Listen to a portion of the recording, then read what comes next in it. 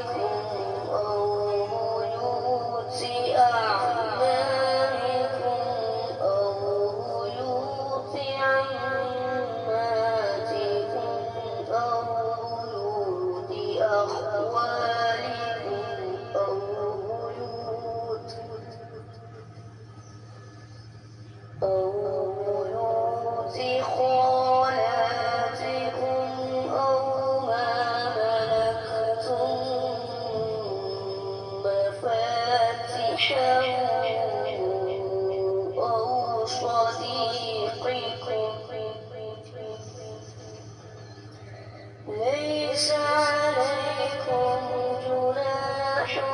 أن تأكلوا جميعا أو أشتاتا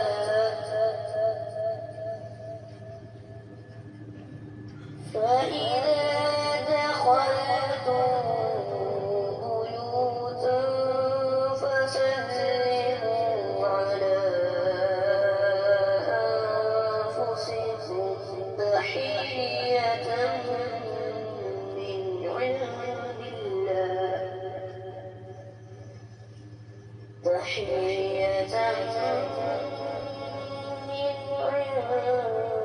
الله مباركة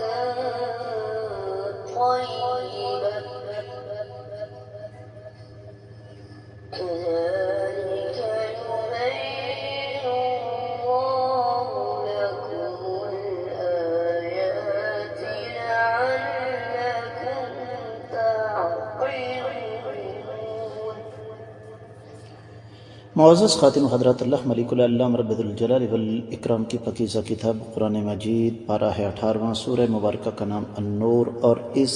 عظیم سورہ مبارکہ کی آیت مبارکہ ہے 61۔ یقیناً آپ نے محسوس کر لیا ہوگا کہ یہ سورہ مبارکہ، یہ آیت مبارکہ نسبتاً طویل ہے، اس لیے اس پر کچھ وقت زیادہ لگ سکتا ہے۔ بغیر کسی تاخیر کے، بلکہ مزید تاخیر کے، براہ راست اس کے ترجمے کی طرف بڑھیں گے۔ رب کائنات ارشاد فرماتے ہیں لیسا نہیں ہے علی اوپر الاعمی نبینا، ولا اور نہ علی الاعرج لنگڑے پر، بلکہ معذرت لیسا علی الاعمی نہیں ہے نبینا پر حرج کوئی حرج، ولا علی الاعرج اور نہ ہی لنگڑے پر حرج کوئی حرج، ولا علی المریض اور نہ ہی کسی بیمار پر حرج حرج، ولا علی انفسکم اور نہ ہی تمہارے اپنے اوپر مطلقاً، ان تأکلوا یہ کہ تم کھاؤ، من بیوتکم اپنے گھروں سے، او بیوت آبائکم یا اپنے باپوں کے گھروں سے، او بیوت امہاتکم یا اپنی ماؤں کے گھروں سے، او بیوت اخوانکم یا اپنے بھائیوں کے گھروں سے، او بیوت اخواتکم یا اپنی بہنوں کے گھروں سے، او بیوت اعمامکم یا پھر اپنے چچا اور تایا کے گھروں سے، او بیوت عماتکم یا اپنی پھوپھیوں کے گھروں سے، او بیوت اخوالکم یا پھر اپنے ماموں کے گھروں سے، او بیوت خالاتکم یا پھر اپنی خالاؤں کے گھروں سے، او ما ملکتم یا پھر جن کے تم مالک بن چکے ہو، مفاتحہ ان کی چابیوں کے، کنجیوں کے، او صدیقکم یا اپنے دوستوں کے گھروں سے، لیسا نہیں ہے علیکم تم پر جناح گناہ، ان تأکلوا یہ کہ تم کھاؤ، جمیعاً اکٹھے ہو کر، او اشتاتا یا الگ الگ، فَإِذَا دَخَلْتُمْ جب تم داخل ہو، بیوتاً گھروں میں، فَسَلِّمُوا تو سلام کرو، عَلَىٰ أَنفُسِكُمْ اپنے اوپر، تحیتاً یہ سلام ہے، برکت ہے، من عند اللہ اللہ تعالیٰ کی طرف سے، مبارکتاً برکت کا باعث ہے، طیبتاً پاکیزہ ہے، کذالک اسی طریقے سے، یبین اللہ بیان کرتے ہیں، لکم تمہارے لیے، الآیات اپنی آیات مبارکات، لعلکم تاکہ تم تعقلون عقل رکھ سکو، سمجھ سکو۔ با محاورہ ترجمہ آپ کی خدمت میں پیش کر رہا ہوں۔ اندھے، لنگڑے، بیمار اور خود تم پر مطلقاً کوئی حرج نہیں کہ تم اپنے گھروں سے کھا لو، یا اپنے باپوں کے گھروں سے، یا اپنی ماؤں کے گھروں سے، یا اپنے بھائیوں کے گھروں سے، یا اپنی بہنوں کے گھروں سے، یا اپنے چچاؤں کے گھروں سے، یا اپنی پھوپھیوں کے گھروں سے، یا اپنے ماموں کے گھروں سے، یا اپنی خالاؤں کے گھروں سے، یا ان گھروں سے جن کی چابیوں کے تم مالک ہو، یا اپنے دوستوں کے گھروں سے، تم پر اس میں کوئی گناہ نہیں کہ تم سب ساتھ مل بیٹھ کر کھاؤ یا الگ الگ۔ پس جب تم گھروں میں جانے لگو تو اپنے گھر والوں کو سلام کر لیا کرو، یہ دعائے خیر ہے جو بابرکت اور پاکیزہ ہے، اللہ تعالیٰ کی طرف سے یہ نازل شدہ ہے۔ اللہ تعالیٰ اسی طریقے سے اپنی آیات مبارکات، اپنے احکام کھول کھول کر بیان فرما رہے ہیں تاکہ تم سمجھ سکو۔ معزز خاتم حضرات، امام ابن کثیر رحمۃ اللہ علیہ نے اس آیت مبارکہ کے حوالے سے ابتدا میں ایک بڑی ہی عجیب و غریب لیکن بڑی زبردست بات کہی ہے۔ فرماتے ہیں کہ یہ جو ابتدا میں اندھے، لنگڑے اور نابینا پر اور بیمار پر جو اللہ نے فرما دیا نا کہ حرج نہیں ہے، اس میں اہل علم کا اختلاف ہے کہ اس سے مراد کیا ہے۔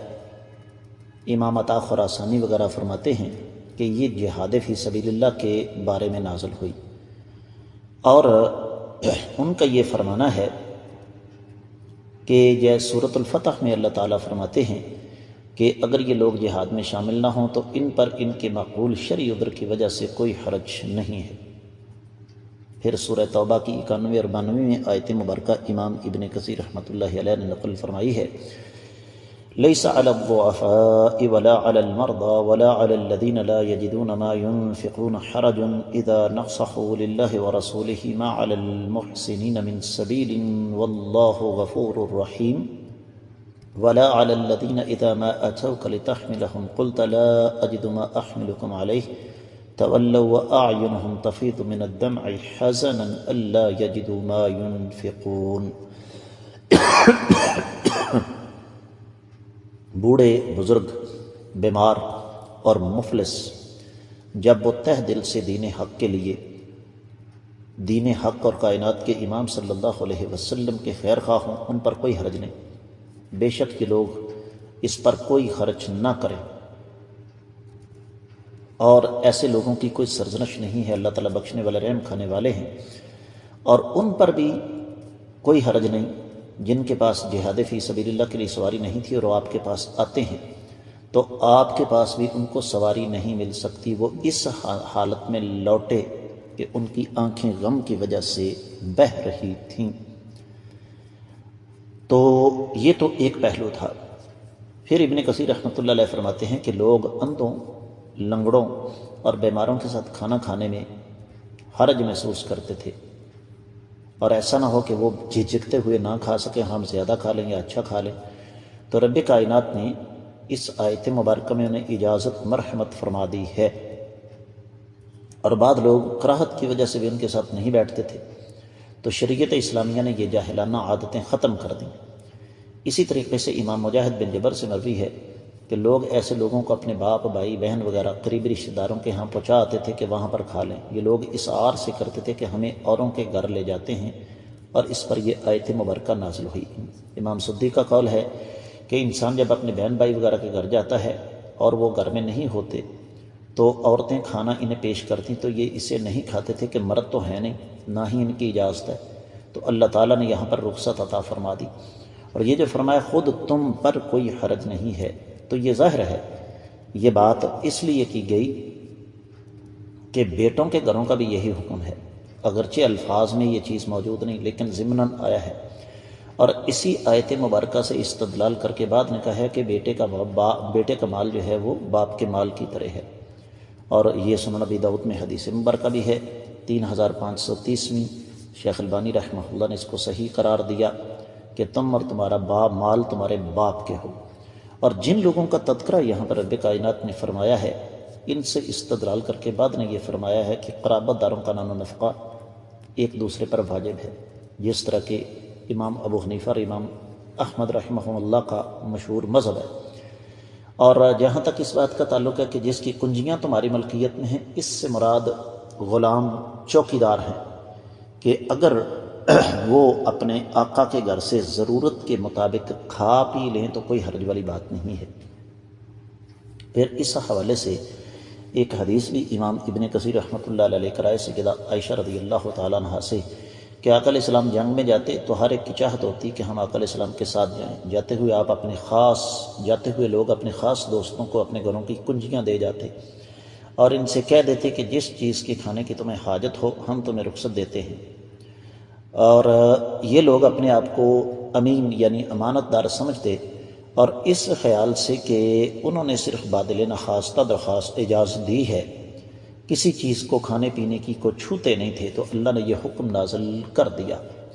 اور پھر فرمایا کہ تمہارے دوستوں کے گھروں سے بھی کھانے میں کوئی تم پر حرج نہیں ہے، جبکہ تمہیں علم ہو کہ وہ اس سے برا نہیں منائیں گے اور نہ ہی ان پر یہ مشکل ہوگی۔ امام قتادہ کا قول ہے کہ جب تم اپنے دوستوں کے ہاں جاؤ تو بلا اجازت اس کے گھر سے کھانے کو رخصت سمجھو، اور یہ بھی فرمایا کہ تم پر ساتھ بیٹھ کر کھانے میں اور علیحدہ علیحدہ ہو کر کھانے میں کوئی حرج نہیں ہے۔ اس حوالے سے پھر سیدنا عبداللہ بن عباس رضی اللہ تعالیٰ عنہ نے قرآن کی آیت مبارکہ پیش کی ہے سورۃ النساء کی 29 میں کہ یا ایھا الذین آمنوا لا تأکلوا اموالکم بینکم بالباطل الا ان تکون تجارۃ عن تراض منکم، ایک دوسرے کا مال ناجائز نہ کھاؤ، ہاں